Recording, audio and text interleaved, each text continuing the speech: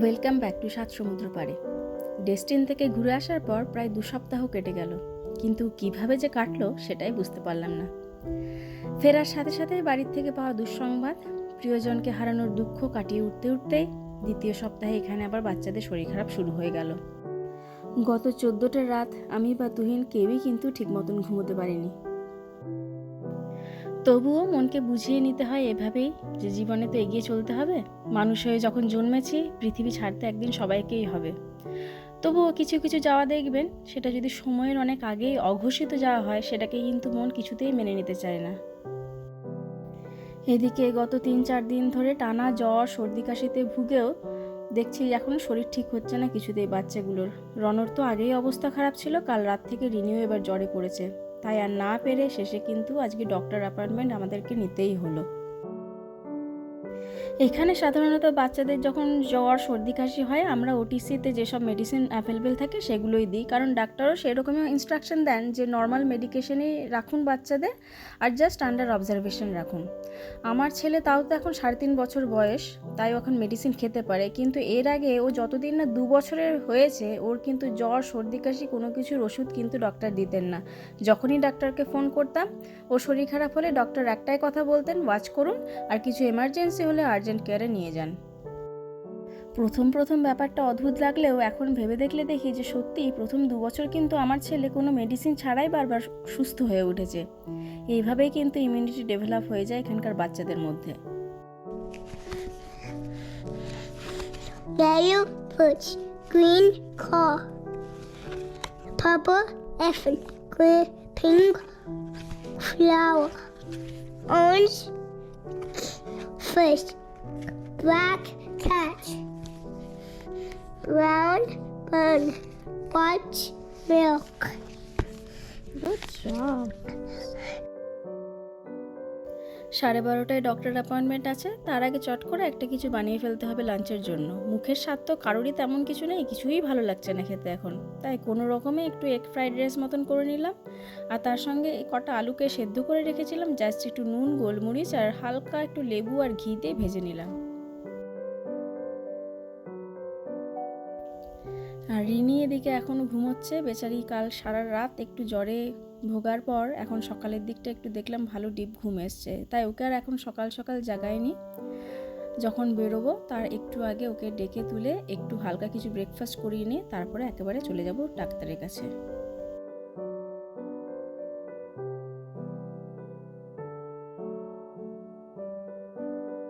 আর এদিকে ছেলেটার কিন্তু আবার সেই একই ঘটনা। গত বছরও ঠিক জ্বরের পরে যেরকম মাসখানেক ওর ভাত খাওয়া বন্ধ ছিল, এবারও কিন্তু তাই হয়েছে। কোনো সলিড খাবার তেমন কিছু খাবে না, এখন কিন্তু শুধুমাত্র ও ফল আর জুসের উপরেই রয়েছে।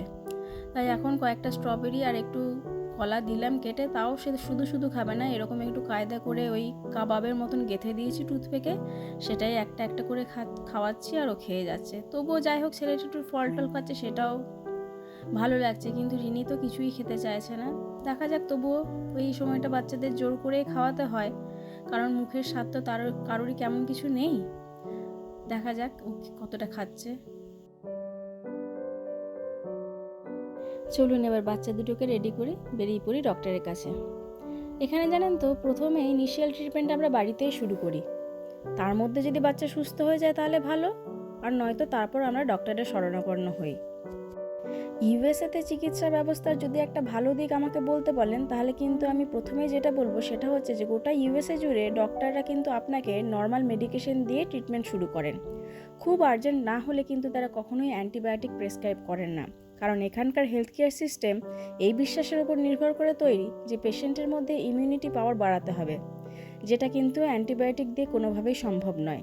তাই বেশিরভাগ ক্ষেত্রে কিন্তু বাচ্চাদের অনেকটা সময় লেগে যায় এখানে সারতে।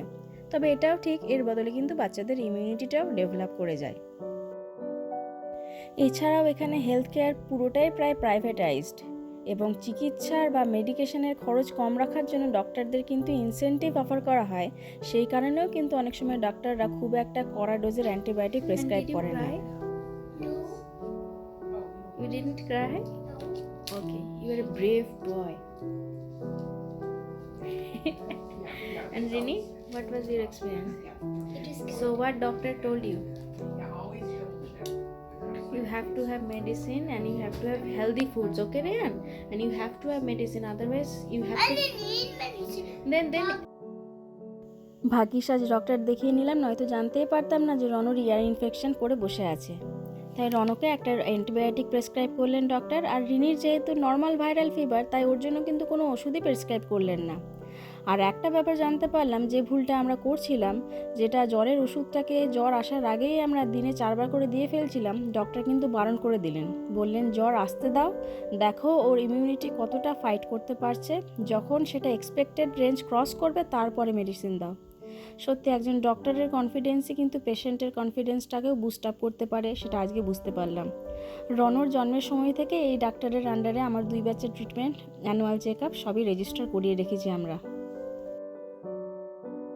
আর এখানে কিন্তু ডক্টর অফিস বলতে শুধুই ইঞ্জেকশন, ওষুধ আর কড়া অনুশাসন নয়, তার সঙ্গে কিন্তু বেশ সুন্দর দেখুন একটু অ্যারেঞ্জমেন্টও করা রয়েছে। বাচ্চাদের খেলার জন্য একটা ছোট্ট প্লে এরিয়া এর মধ্যে রয়েছে।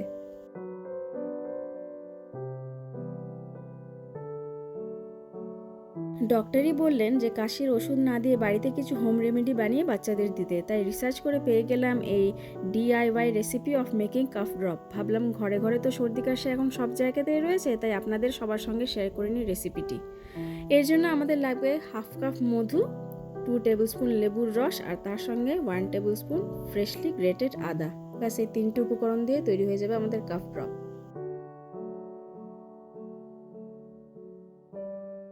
আর আমরা এটা তৈরি করার জন্য কিন্তু একটা হেভি বটম আর হেভি সাইড প্যান ইউজ করব, কারণ এই মধুটা কিন্তু চটজলদি কিন্তু গরম হয়ে যাবে। সেই কারণে আমাদেরকে এমন একটা পাত্র ব্যবহার করতে হবে যেটা কিন্তু তলাটা আর তার সঙ্গে সাইডগুলো একটু মোটা হয়। এখানে প্রথমে একটু যখন প্যানটা হালকা গরম হলো, আমি কিন্তু 3টে উপকরণই একসঙ্গে দিয়ে দিলাম। ব্যাস এরপরে একটাই কাজ হবে, সেটা হচ্ছে এটাকে খুব ভালো করে নাড়িয়ে যেতে হবে। আর মাঝে মধ্যেই দেখবেন যে যখন প্যানটা একটু বেশি গরম হয়ে যাচ্ছে, তখন কিন্তু এই লিকুইডটা একটু ফেনা ফেনা হয়ে যাচ্ছে। তো সেই সময় জাস্ট একটু আঁচটাকে কমিয়ে আর প্যানটাকে আঁচ থেকে সরিয়ে নিতে হবে। আবার যখন এটা লিকুইড ফর্মে চলে আসবে, আবার সেটাকে আঁচের মধ্যে দিয়ে একই প্রসেসে কিন্তু নাড়িয়ে যেতে হবে মোটামুটি 10 থেকে 15 মিনিট।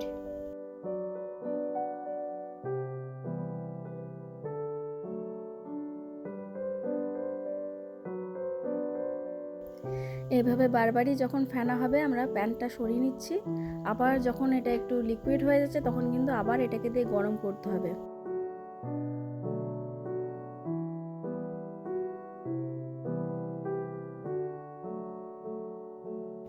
মোটামুটি শুরুতে যতটা লিকুইড ছিল, এটাকে কিন্তু ফোটাতে ফোটাতে এমন একটা স্টেজে আনতে হবে যে সেটা ঘন হয়ে প্রায় তার অর্ধেকটা হয়ে যায়।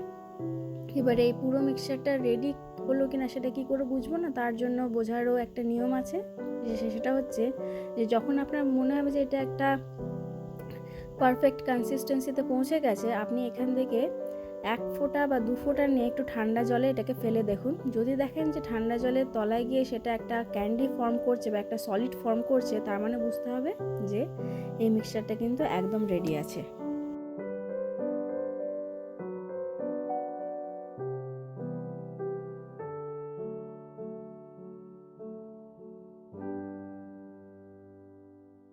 এখানে দেখুন আমি একটা ফোঁটা দিয়ে দেখাচ্ছি যে ফোঁটাটা পড়ার সাথে সাথে কিন্তু ঠান্ডা জলের তলায় গিয়ে সেটা দেখছেন কেমন সলিড হয়ে গেল। আমি হাত দিয়েও খানিকটা ফিল করে দেখলাম যে হ্যাঁ সেটা হার্ড হয়ে গেছে। তার মানে আমার কিন্তু ক্যান্ডি ড্রপটা একদম রেডি হয়ে গেছে। এরপরে আমি এটাকে কিছুক্ষণ বলতে 2-3 মিনিট একটু হালকা ঠান্ডা হওয়ার জন্য রেখে দেবো। খুব বেশি কিন্তু ঠান্ডা করব না, কারণ ঠান্ডা হয়ে গেলে এটা সলিড হয়ে যাবে।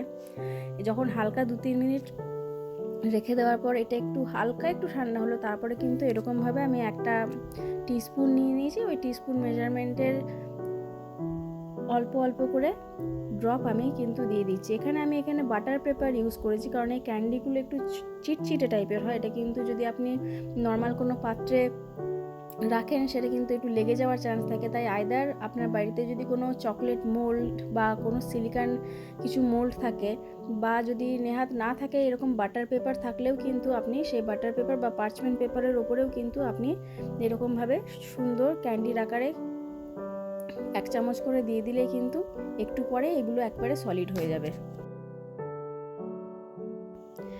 এইভাবে আমি কিন্তু সুন্দর করে চেষ্টা করছি গোল গোল করা, সব কটা হয়তো হচ্ছে না, কারণ খুব স্টিকি জিনিসটা, মধুর ব্যাপার তো। তো যখন এটা দেখবেন একেবারে ঠান্ডা হয়ে গেছে, সলিড তো হয়ে গেছে, কিন্তু এর ওপরটা একটু চিটচিটে থাকে। সেই কারণে যেটা করতে হবে যে এর উপরে আপনার কাছে যদি কোনো পাউডার সুগার থাকে বা পাউডার সিনামন থাকে, সেটা কিন্তু এর উপরে হালকা করে একটু দিয়ে দেবেন। তাতে কী হবে না, একটা ক্যান্ডি আরেকটা ক্যান্ডির সঙ্গে আটকে যাবে না।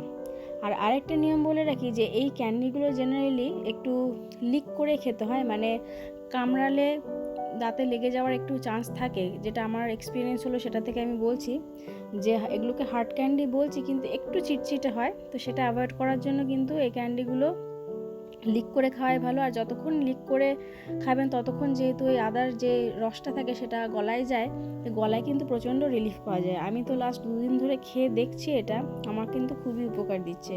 কিছুদিন আগেও আমার গলাটা একেবারেই বন্ধ হয়ে গেছিলো, এখন তাও অ্যাটলিস্ট একটু কথা বেরোচ্ছে আমার।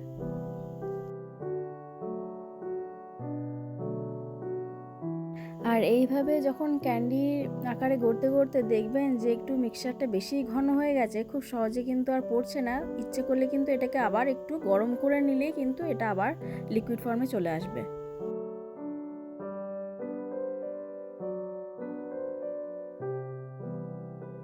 আর এদিকে এত শরীর খারাপ, এত জ্বর সর্দি কাশি হওয়া সত্ত্বেও কিন্তু রণ কিন্তু এখনও অ্যাক্টিভ। রাত্রেবেলায় সব কিছু পরিষ্কার করে যখন এবার ঘুমোতে যাব সেই সময় বায়না যে মা আমি গ্যাসটা পরিষ্কার করতে চাই। তাই এখন ওকেই দিয়েছি, কতদূর করে দেখি, তা বাকিটা না হয় আমি হাত লাগাবো। তাহলে আজকের মতন ব্লগটা এখানেই শেষ করছি। কেমন লাগলো ব্লগটা অবশ্যই কমেন্ট করে জানাবেন, আর যদি ভালো লেগে থাকে একটা লাইক, শেয়ার এবং সাবস্ক্রাইব করবেন। হ্যাঁ, সময়টা যেহেতু সিজন চেঞ্জের সময়, সকলে চেষ্টা করবেন সাবধানে থাকার। দেখা হবে তাহলে আবার পরের ব্লগে। ভালো থাকবেন সকলে। Good job, come this way.